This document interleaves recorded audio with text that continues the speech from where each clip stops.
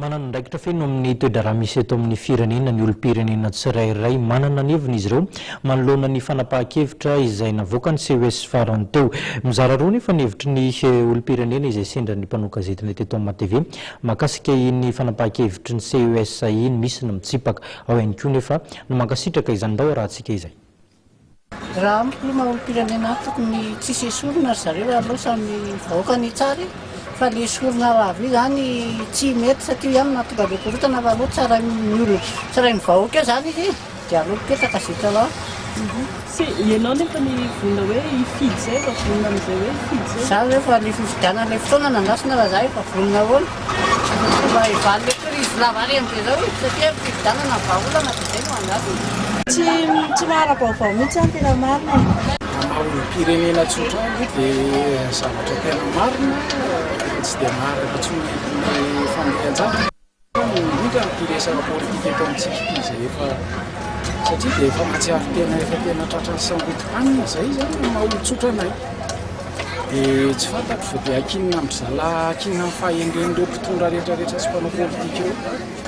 Izay ny zavatra eritrereto dia anjara ny zalahy fa efa tena ny zavatra hita moa dia ny fijaliana vahoaka.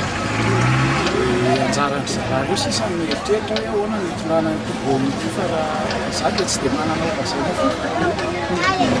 Dia nefa rehefa hoe manana eritreritra be hoe amin'ilay hoe fifidiana no mifidy. Izay indray aloha dia tsy dia izay fantaniko izay satria sarotra izay zavatra izay araka ny teneniko teo ho an'ny zareo ambony eo ireo ho an'ireo amin'ny fitondrana ireo manao amin'ny fitondrana na zalam-panao politika rehetrarehetra moa dia voakasika izay zavatra tsy teneniko izay daholo. Tsy fantako fa anjaran'izay ny mety ahatonga hoe mety hisy ve ilay fifidianana na tsisy. Za dia za aloha tsy dia miditra amin'izay zavatra izay loatra. Fa izay ataon'ireo zany dia efa mety aminao foana. mety foana izay eo zany dia mety.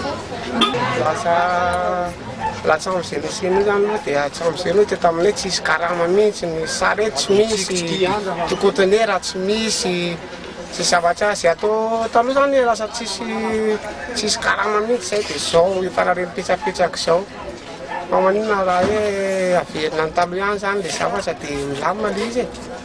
Za zany tsy miditra ny hoe misy politika misy iny fa nay zany mbo mampalahelo anay fotsiny hoe ahoana ary zay taloha zay miady anatsara ohatrany zao zay vao mbo hoe mody anatrano rehefa mitondratondra valokely sy loha ka zao hatram'izao tsisy tsony.